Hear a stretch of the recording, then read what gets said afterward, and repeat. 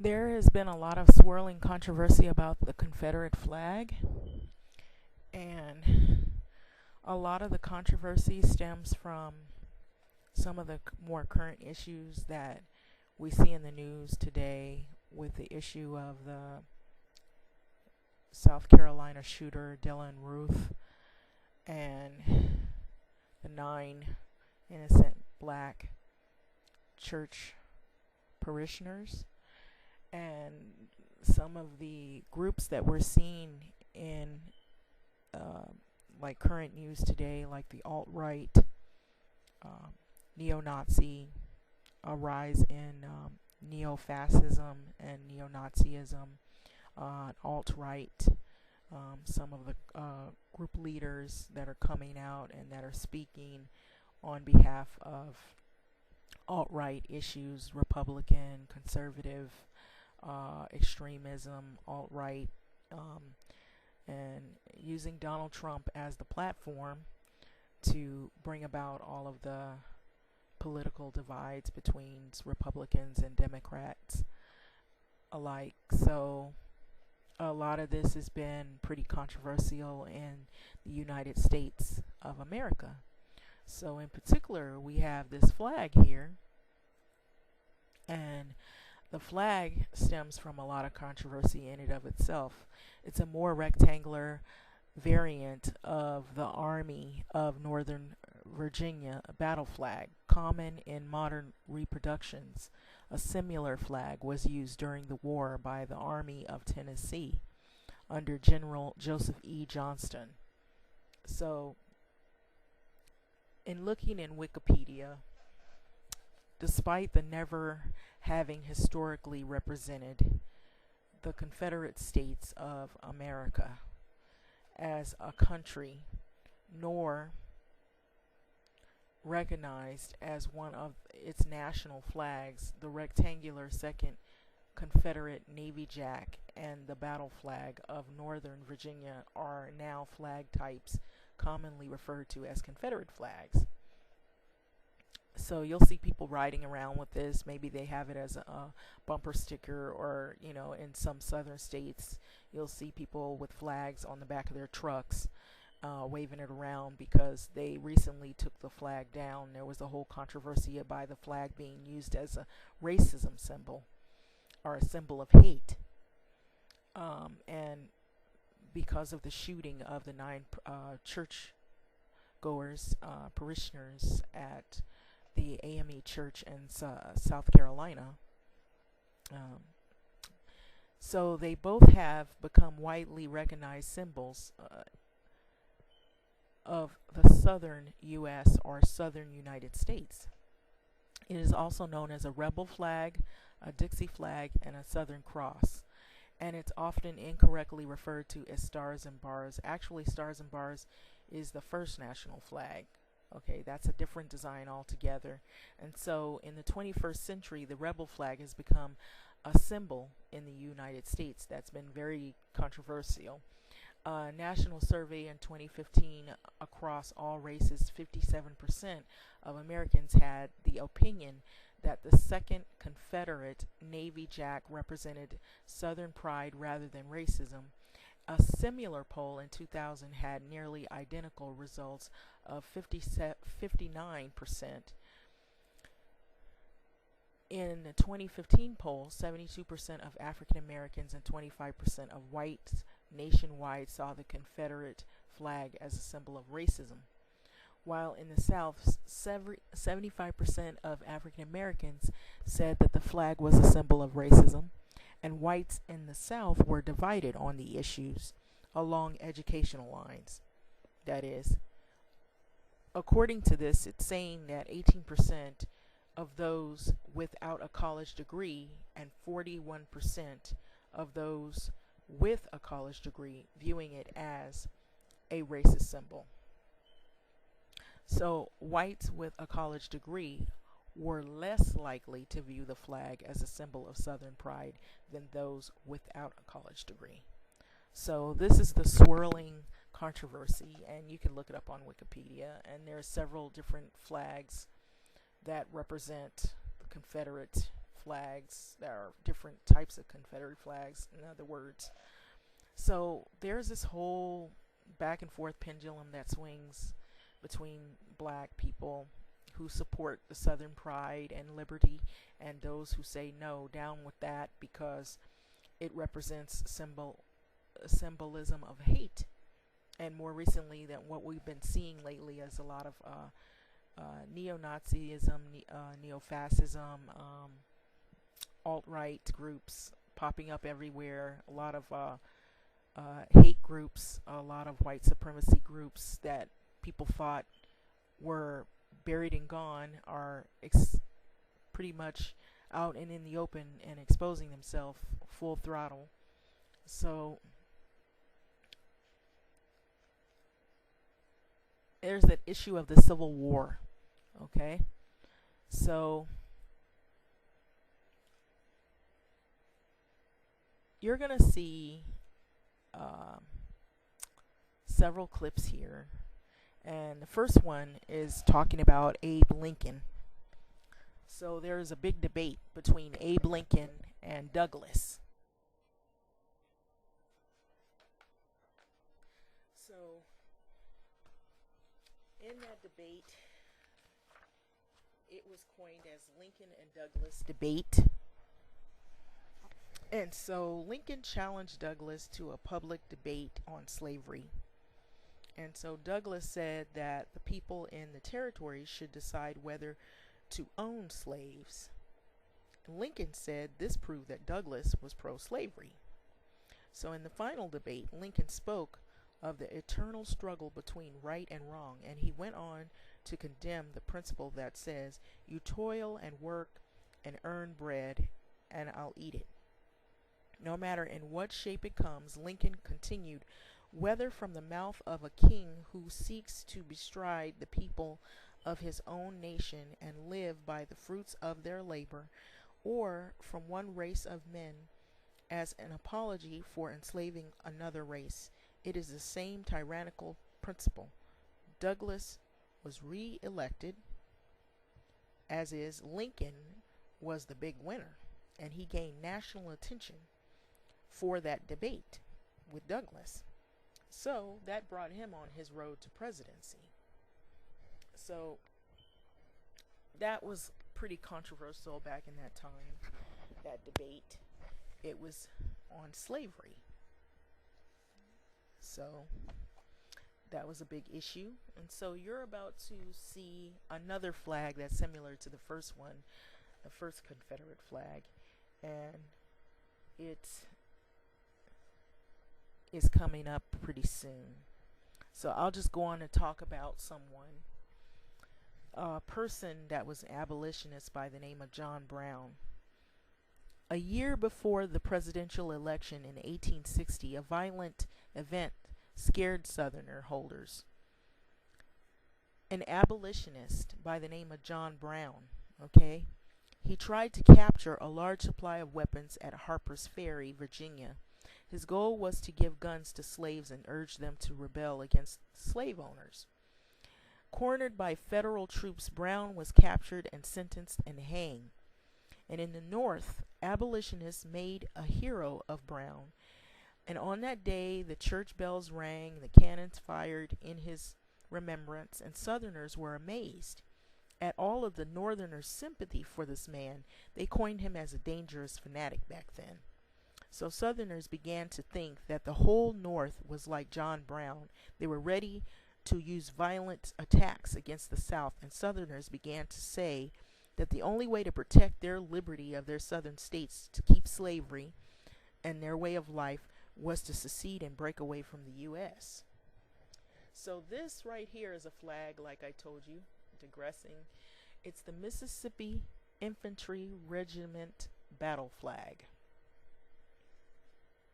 And so the next clip is of whom I just spoke of, which is John Brown. And John Brown was that abolitionist that they coined him as the dangerous fanatic. He wanted to give slaves guns and urge them to rebel against their slave owners. So you're about to see a clip of him. And moving along, you'll also learn about Jefferson Davis. So this is a picture of John Brown, who was an abolitionist back then, and he wanted to abolish slavery, and he wanted to fight against it. And so he was one of those type of guys that was a by any means necessary type of guy. So he wanted to use physical force to get rid of it and show and prove that, you know, we can get rid of slavery, and that he wasn't having it anymore. And then you're going to see Jefferson Davis, the Confederacy, which talks about the 11 states that seceded the Union: South Carolina, Florida, Georgia, Alabama, Mississippi, Louisiana, Texas, Virginia, Arkansas, North Carolina, Tennessee. They formed the Confederate States of America. Many Southerners wanted the Confederacy to be a loose collection of states without much central government involved. The Confederacy adopted a constitution that contained strong rules in favor of slave states and rights. The Confederates established a capital at Richmond, Virginia. Okay? So this is President Jefferson Davis. The Confederates established a capital at Richmond, Virginia, only 100 miles from Washington, D.C., and chosen Jefferson Davis, that you see here, as the first president. Davis had been a senator, and he had fought in the Mexican War, but he was not an effective leader, as they say. So one member of the Confederate government called Davis the most difficult man to get along with that he ever had met. So at the beginning of the war, most Southerners looked up to Jefferson Davis, but later, as the war went on, they blamed Davis for the South's problems. And so later, you're going to see another clip that's showing what is called Civil War conscripts. It's a cartoon or caricature. It's titled Southern Volunteers, a protest conscription into Confederate Army. North Carolina and the Civil War and Reconstruction time was when this illustration took place. So its primary sources and readings explore North Carolina during the Civil War and the Reconstruction from 1860 to 1876. Topics include debates over secession, battle strategies, the War of the North Carolinas, and soldiers experiencing the home front, freedom and civil rights for former slaves, Reconstruction, and the redemption of the state by conservatives. Okay.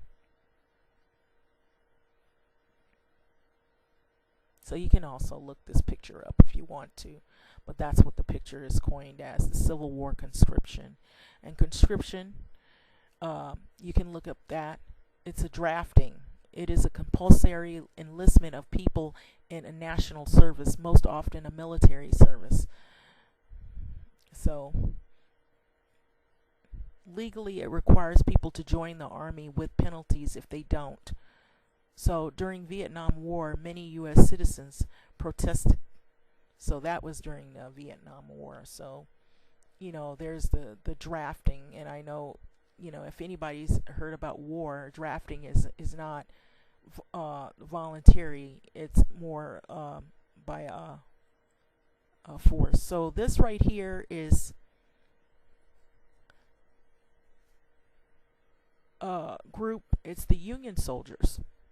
They were black Union soldiers that fought for the Northerners to abolish or help abolish slavery and have more free states, which is oppositional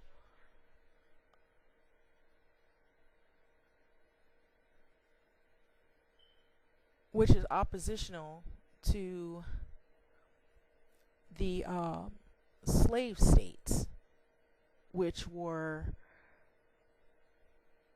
the next clip you're going to see is a group of soldiers, and they were fighting for the black Confederates, which were fighting in the war for Southern independence, fighting for the slave states, which is oppositional to the Northerner Union soldiers who are fighting for free states. So this is the back and forth that you hear in the black community with people, back and forth on issues of whether to honor the flag. And more recently, you've seen some things in the news about the flag being used as symbols of hate, and a lot of controversy behind the taking down of the flag at the Capitol in South Carolina. And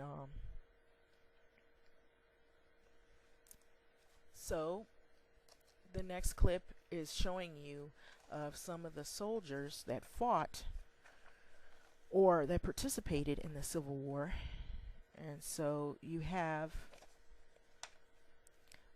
the soldiers, and most people who fought in the Civil War had never been soldiers before. They were farmers, and they fought alongside workers, shopkeepers from cities and small towns, and about 1 out of every 4 Union soldiers was born in a foreign country. For example, a large number were Irish immigrants that joined the Union Army. Men of all ages became soldiers. So one of was as old, he could be as old as 80, 70, 80, and then he could be as young as 9 years old. So most of the younger boys, like the soldiers, were young men that were boys. They usually were boy soldiers that didn't fight. Instead, they helped the adult soldiers by doing chores for them. So boy soldiers did fill 2 important roles: bugle boys and drummers. Okay, so since there were no radios and loudspeakers at that time, Civil War soldiers relied on sounds of bugles or drums to tell them when to wake up, when to march, when to attack, or when to retreat. So on the battlefield, clouded with smoke, a soldier could listen for the sound of bugles or drums to find out where to go and what to do. Sometimes boys did fight with the men. Okay, so it talks about a boy named Johnny Clem. He was 11 years old when he had became a drummer in the Union Army. So when the Confederate cannon shot and destroyed his drum, Johnny picked up a gun and fired back. And from then on, he fought alongside the adults. He even became a sergeant. And at the age of 13 is when he became the sergeant. So with those 2 groups, there was the term Yanks and Rebs, so blue and gray. Soon after the war began, Southerners started calling Northerners Yankees, and Northerners called the Southerners Rebels. The nicknames were often shortened by Yanks and Rebs, and sometimes turned up with, like, say if your name was Andy, you were Andy Yank, or if you were John, you were John Reb. Early in the war, soldiers both sides tended to wear militia uniforms of their home, state, or city. But this made it hard to tell who was who, so eventually the Union Army settled for the blue, darker uniforms, and the Confederate Army chose the lighter gray uniforms. So you see this flag, and you see some of the names and some of the groups that have took this flag and used it for their purpose. And so that is the reason why there's so much controversy. You have here, there's the Confederate flag with Donald Trump. You have groups of neo-fascism, neo-Nazism, Ku Klux Klan, David Duke. You have the Republican, the right wing, the people who are like extremists or right-wing extremists. On down the list, people who just totally, they want only white supremacy. They don't want diversity. They feel like diversity is genocide. They feel that whites should control everything. They should control the government. They should control the Americas and the U.S. And so you're going to see other flags and other symbols that are in line with those ideologies as well. So in the next clips that you see, you're going to see the Hail Hitler sign, and you're also going to see the alt-right do the same exact thing. Even though they don't have the flag or the Confederate flag, they also have the Hail Hitler sign. And Hail Hitler has to do with the the person that we know in history as Hitler, who had a lot to do with the Jewish Holocaust and the killing of many Jewish people, and anybody that wasn't that wasn't German. In other words, if you were a Jew, or if you were black, or if you were Hispanic, or if you were from some other culture, if you were Asian, or if you were homosexual, there were symbols that were put on you, like triangles, or things that were put on you to let them know who you were.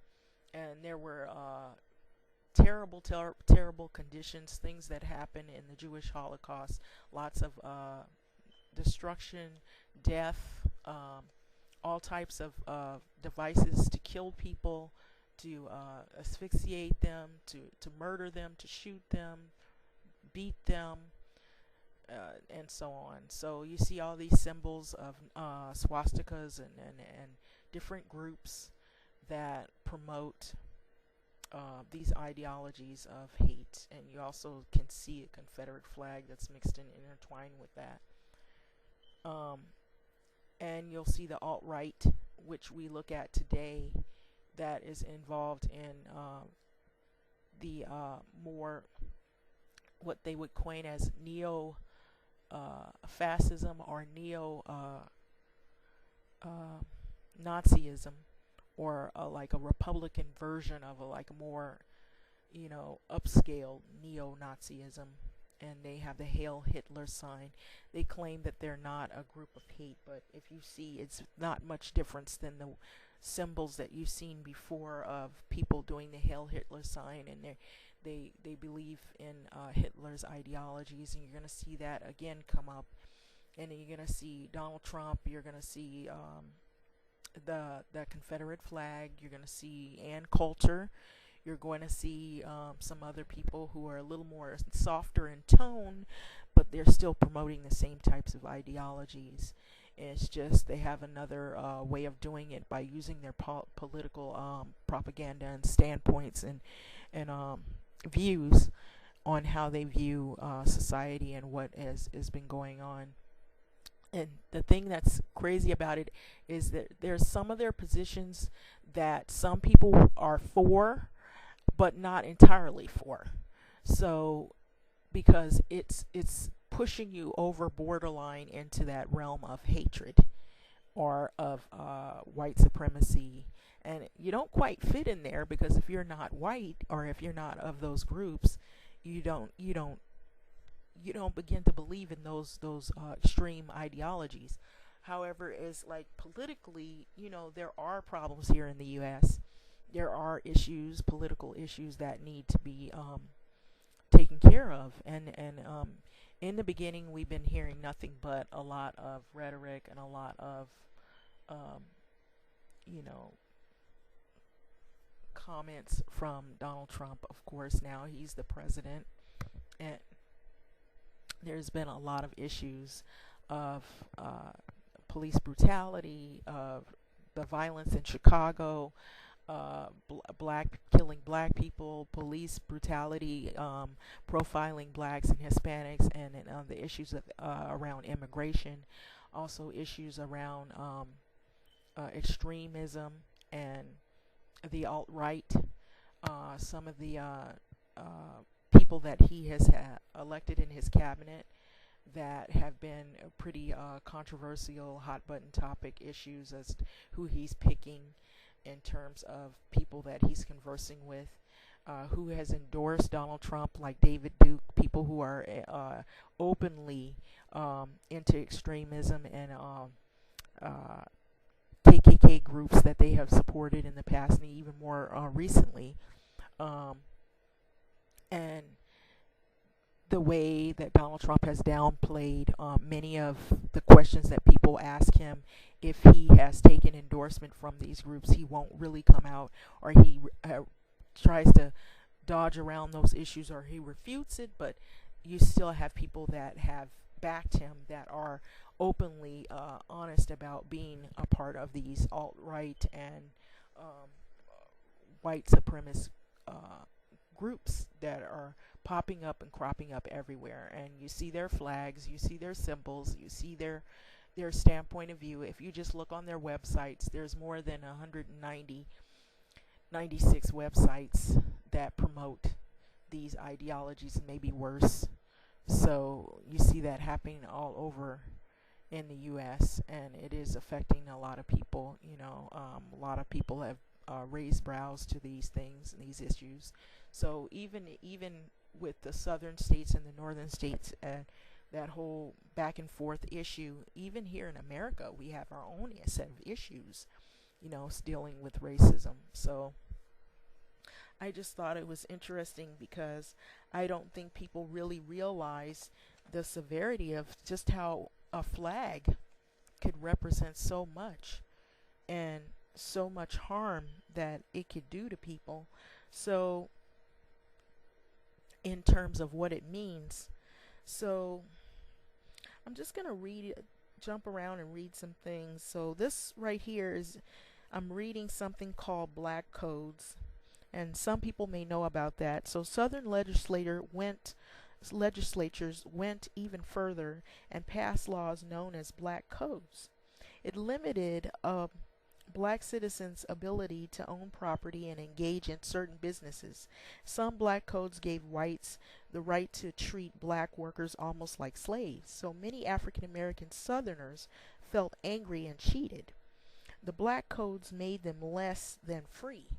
So black codes also angered radical Republicans in Congress. So back then, Republicans weren't looked at as how they're looked at now. Republicans are more looked at as right-wing and more extreme and more racist. And back then, they were more against some of these black codes and these harsh treatments of black peoples. So the same Confederate leaders who had lost the war were now serving in state legislatures across the South, and they were passing laws that denied blacks their basic rights.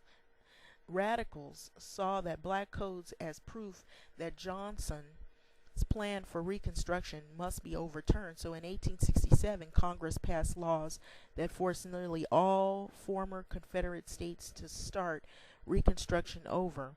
So states must allow all male citizens to vote, including blacks, until these southern states satisfied all the Congress requirements. They remain under the control of the federal army. So there was a lot behind a flag and the war, and that is the reason why there was a lot of controversy.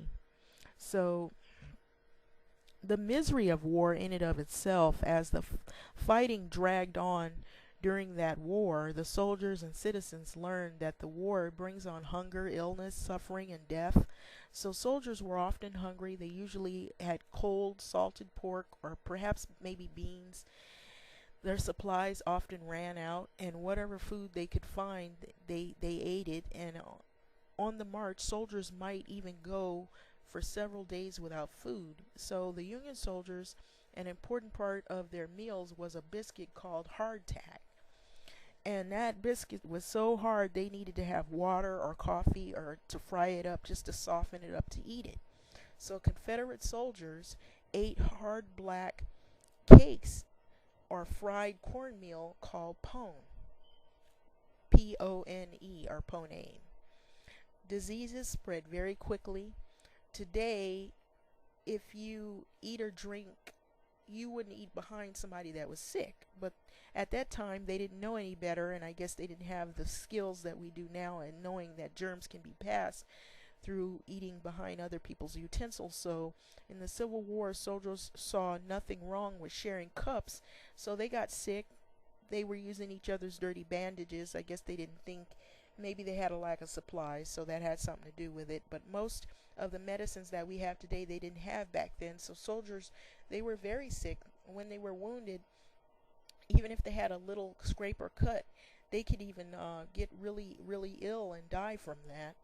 And so even soldiers with minor injuries, illnesses, sometimes would die, so surgery was very crude, and severely wounded arms and legs would get amputated. So twice as many soldiers died of disease as were killed in the battle. So in fact, an illness we no longer consider serious, like, things you take for granted, like diarrhea and things like that. I know it doesn't sound great, but back then they would die of diarrhea because they didn't have the foods or the medicines that we have now, or things to prevent that. So African American troops, their treatments. Civil War began. When it had began, the Union nor the Confederacy allowed blacks to be soldiers in the beginning. So there was prejudice that gripped the minds of whites who were racist, and they thought blacks were not smart enough or brave enough to be good soldiers. So blacks wanted a chance to fight against the Confederacy, and some helped the Union Army by spying. And what we know now is called the Underground Railroad. Conductor Harriet Tubman was once one of the many African American women who sneaked behind the battle lines to gather information about Confederate armies. Meanwhile, the Union Army, it needed more soldiers, and it drafted thousands of whites whom did not want to fight. So that's what I mean by the draft, the conscription. And you see here, there's the symbols. You see the American flag, and you see what the alt-right, in other words, diversity equals white genocide. So you have people here. This is more recent. This is in our time. So just to go over some of those things.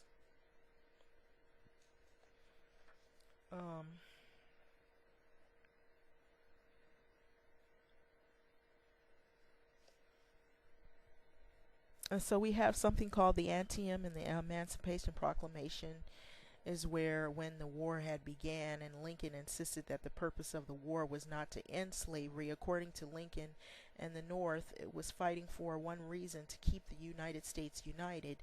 So Lincoln wanted slavery to end, but first he wanted to hold the nations together. So he was careful how he expressed his opposition to slavery, because some states fighting the Union, the border states like Delaware, Maryland, Kentucky, and Missouri, which that one flag we've seen earlier, allowed slavery. Okay, Lincoln was concerned that there were that if he took too much of a stance against slavery, that the border states, that they would join the Confederacy, they would split apart from him. So that would weaken his whole goal of trying to bring the Union together. So the Northerners urged Lincoln to use his power to end slavery. So the Northerners were more against slavery, and the Southerners were for slavery and were retaining the slave states. So at first he refused, but eventually Lincoln began to think that freeing the slaves in the South might help the Union win. So he wrote a presidential order to declare all the Confederate territories free, but he kept it locked in his desk. He didn't reveal it. So Lincoln wanted the North to win the major battle before he made this important announcement. So in 1862, Lee and his troops invaded the North. So at first Lee's invasion went well, but then a Union soldier found a copy of Lee's plans, and it was wrapped around 3 cigars. Okay, so this was when they knew that Lee, they knew where he was heading, and so they confronted him at the Battle of Antietam in Maryland. So Antietam wasn't much of a victory. The Union Army actually suffered higher casualties than the Confederate Army. So Lee's invasion was stopped.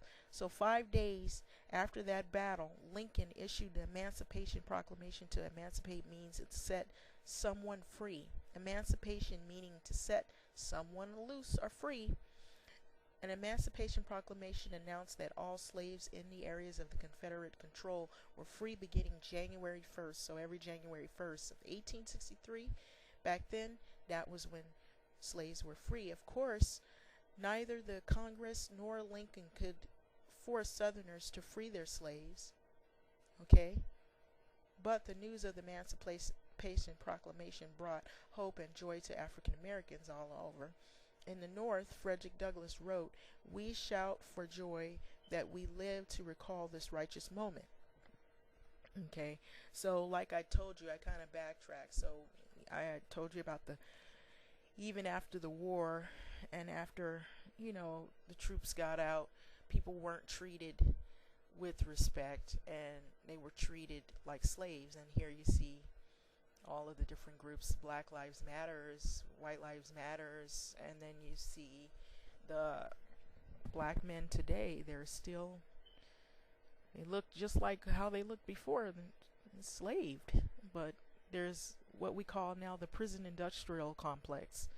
And in those prison industrial complexes, they have people working for a little or nothing, a few pennies.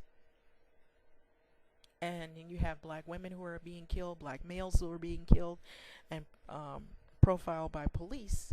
Police states, people feel police states are militarized, and that the police are militarized, and they don't ask any questions, they don't investigate, they don't do a thorough investigation. They just go in and they just want to be brutal and cruel and shoot and kill at will. And so this is where we're at, and this is what the big debates are about, and what's been going on in the black community. And this is what's very controversial even now as of today. So even the past shapes the present. So I've heard of people talking about we need revolution, and we need a lot of dialogue and debate on these issues, and I believe it is high time for that. And so I just thought those were interesting, and what made me run across those things is I know someone that is living in South Carolina where the incident happened with Dylan Ruth and the shooting of the 9 black parishioners or churchgoers, people that were a part of that incident. And I talk to this person all the time, and I try to let them know to be careful. They have personally told me that people ride around with the Confederate flags, and that there's a lot of things that the news won't show that is happening currently now, even in South Carolina, that is extremely dangerous. So I just think, and this is 2017, so this is still happening. So I just thought this was interesting, and I thought that people should know about it. And then some people don't even know, and they take for granted what we do have, and some of our civil liberties that we don't have. Even just here in America, it's almost like you don't know who to trust anymore. And you have all these groups that people used to say, oh, they don't exist anymore, and they've always been there. And now that we have this beautiful thing called the internet and social media and all these websites, we have a lot of websites online that just primarily hate groups. Maybe more than 960 something or more hate groups online that are dealing with alt-right, more neo-Nazism, fascism, and hate groups. So I thought that was pretty interesting. So it's worth reading. So if you ever get a chance, you can look some of these things up about the Confederate flag and about the Civil War, the Union soldiers that were black that fought for free states, and the soldiers that fought for slave states based on what they thought was liberty for slave states.